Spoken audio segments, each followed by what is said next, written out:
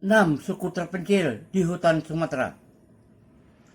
Di hutan-hutan Sumatera terdapat beberapa suku terpencil, komunitas adat terpencil yang masih mempertahankan cara hidup tradisional dan sangat tergantung pada alam. Berikut yang paling dikenal. 1. Suku Anak Dalam, orang rimba. Lokasi di hutan Jambi, Sumatera Selatan. Ciri khas, hidup nomaden, berpindah-pindah, menentukan hidup dari berburu, meramu, dan hasil hutan. Memiliki hukum adat yang kuat, seloko, menghindari kehidupan modern. 2. Suku Kubu. Lokasi Jambi dan Sumatera Selatan. Ciri khas, sering disamakan dengan suku Anak Dalam, hidup sederhana, berburu dan meramu, sangat menjaga wilayah hutan adat, pakaian tradisional dari kulit kayu. 3. Suku Talang Mamak. Lokasi di Indragiri Hulu, Riau. Ciri khas, semi nomaden, sudah mengenal ladang dan bertani sederhana, memiliki struktur adat dan kepemimpinan tradisional, masih kuat menjalankan kepercayaan leluhur. 4. Suku Sakai. Lokasi Riau. Ciri khas, dahulu hidup nomaden di hutan, kini sebagian sudah menetap. Terkenal sebagai penjaga hutan dan sumber daya alam, memiliki ritual adat yang kuat. 5. Suku Mentawai. Lokasi Kepulauan Mentawai, lepas pantai Sumatera Barat. Ciri khas, hidup sangat dekat dengan alam, hutan. Rumah adat bernama Uma.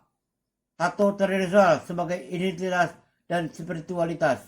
Kepercayaan animisme, Arab Sabulungan. 6. Suku Enggano. Lokasi Pulau Enggano, Bengkulu. Ciri khas, hidup terisolasi di pulau terpencil. Bahasa dan budaya sangat unik. Struktur sosial adat masih kuat. Catatan penting, banyak dari suku ini terancam akibat deforestasi perkebunan dan modernisasi. Mereka memiliki pengetahuan hutan yang sangat tinggi, termasuk tanaman obat dan ekosistem alam. Di bawah kanopi rimba, hutan yang bernapas. Hutan itu bernapas. Kabut tipis menggantung rendah di antara batang-batang merah anti tua ketika matahari belum sepenuhnya bangun. Dari kejauhan terdengar lengking siamang, disusul denting halus tetes embun yang jatuh dari daun-daun. Bagi yang orang luar, hutan itu hanya bentangan hijau yang lebat dan sunyi. Namun, bagi orang rimba, hutan itu adalah ibu, guru, dan rumah yang tak pernah menolak anaknya. Di sebuah pelimpahan pondok sederhana dari kayu dan daun rumbia, Ranu terbangun oleh suara ayahnya, Tumenggung Jirai. Lelaki tua itu duduk bersila, menajamkan mata tombaknya dengan batu sungai. Dengar baik-baik suara pagi, kata Jirai tanpa menoleh. Kalau burung diam, berarti hutan sedang bicara pelan. Jangan membuat gaduh. Ranu mengangguk. Ia masih muda dan hanya cepat panas, ingin berlari jauh dan membuktikan diri. Tapi hutan mengajarinya satu hal sejak kecil, siapa yang tergesa akan ditelan rimba. Ibunya Mayang mengikat rotan tipis di pergelangan tangan Ranu, tanda penolak bala. Di tubuh Mayang tergambar garis-garis hitam halus, tato sederhana yang diwariskan turun-temurun.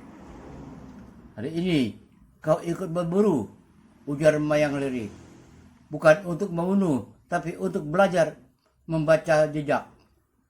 Hutan kembali bernapas. Jejak yang tak terlihat. Mereka berjalan tanpa suara. Kaki Ranu menyentuh tanah lembab yang dingin, sesekali menghindari akar menjalar seperti ular tidur. Jirai berhenti di tepi sungai kecil, menunjuk bekas pijakan sabar di lumpur. Rusa muda, bisiknya. Tak terluka, masih kuat kita biarkan. Ranu menahan tanya. Baginya rusa adalah makanan, tapi ayahnya selalu berkata, ambil seperlunya, sisakan titipan. Saat itu Ranu melihat sesuatu yang asing, bekas roda. Tanah terbelah lurus, tidak seperti jejak hewan. Bau besi dan minyak menyengat. Jerai menegang. Orang luar, gumamnya. Beberapa hari terakhir, hutan terasa berbeda. Pohon-pohon besar ditandai cat merah. Suara gemuruh kadang terdengar dari arah matahari terbenam. Orang-orang tua mulai gelisah, membakar kemenyan, memanggil roh penunggu rimba. Ranu menggenggam tombaknya lebih dekat. Apakah hutan akan pergi? Tanyanya polos. Jerai menatap jauh ke dalam balik pepohonan. Hutan tidak pergi. Manusia yang sering lupa jalan pulang. Api dari barat. Malam itu, api terlihat di langit.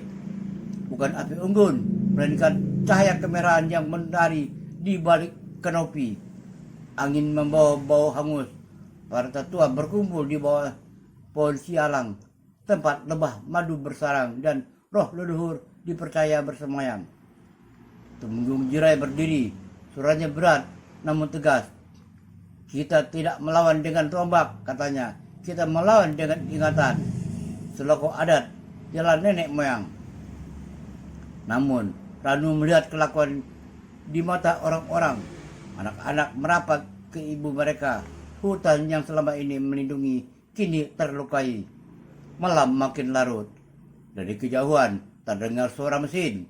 Ranu bermimpi. Ia melihat pohon-pohon berjalan pergi, meninggalkan tanah telanjang. Sungai mengering, burung-burung jatuh tanpa suara. Di tengah kehancuran, seekor harimau berdiri menatapnya. Mata emasnya menyala. Jaga rumahmu, kata harimau itu.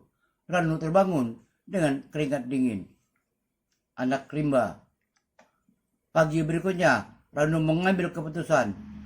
Dia bukan lagi anak yang hanya mengikuti.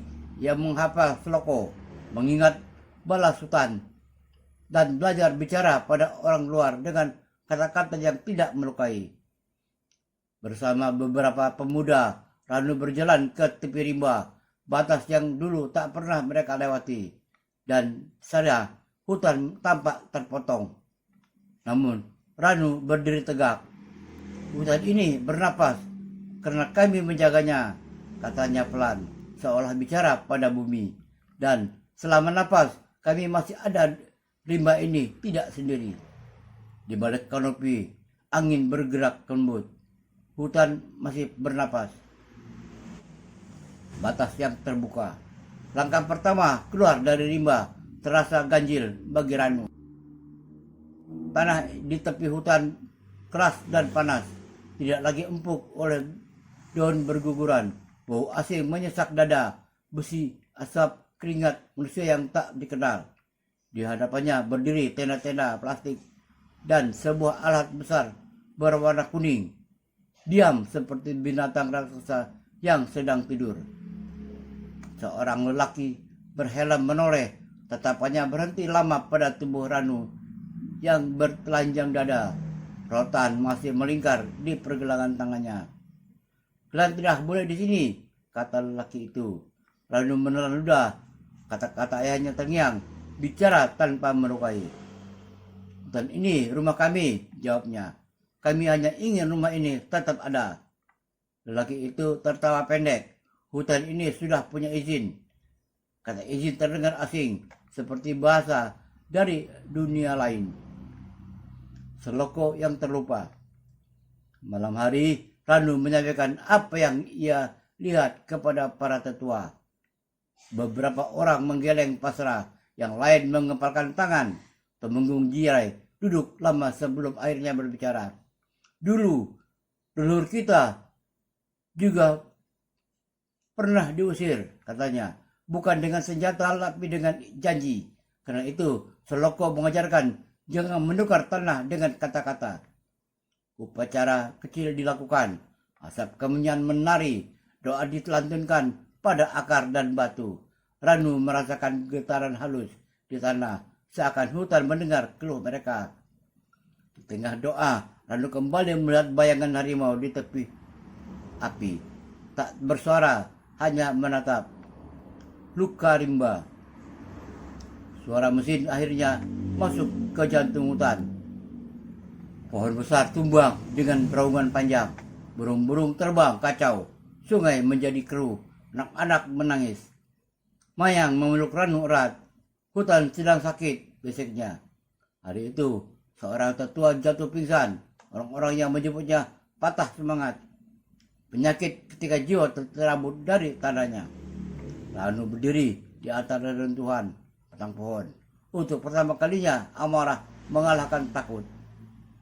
Penjaga yang bangkit. Malam datang dengan hujan deras. Di bawah pohon sialang, Ranu berdiri sendirian. Yang memanggil hutan seperti memanggil ibu yang terluka. Angin berputar, dedaunan terdesir keras. Dari gelap muncul sosok itu. Harimau dengan mata emas lebih nyata dari mimpi. Kau bukan pemilik rimba. Suara itu bergema di kepala Ranu. Kau penjaganya. Air mata Ranu jatuh ke tanah. Jalan baru. Keesokan harinya, Ranu kembali ke batas rimba. Kali ini ia tidak sendiri. Para tetua berdiri di belakangnya. Anak-anak di sisi mereka. Mereka tidak membawa tombak, hanya membawa ingatan. Batas tanah, nama sungai, cerita leluhur. Beberapa orang luar terdiam. Seorang perempuan muda mencatat, bertanya pelan tentang adat dan wilayah. Tidak semua telinga tertutup. Ranu belajar bahwa menjaga hutan bukan hanya tinggal di dalamnya, tetapi juga berani berbicara. Di bawah kanopi yang sama. Musim berganti. Sebagian hutan tetap hilang, sebagian lagi diselamatkan. Rimba tak pernah benar-benar utuh, namun juga tidak sepenuhnya kalah. Temenggung Jirai menyerahkan ikat kepala pada Ranu. Kau penghubung, katanya, antara rimba dan dunia luar. Ranu menetap kanopi hijau di atasnya. Angin berdesir lembut, hutan bernapas, dan selama masih ada yang mendengarnya, napas itu akan terus hidup. Tamat.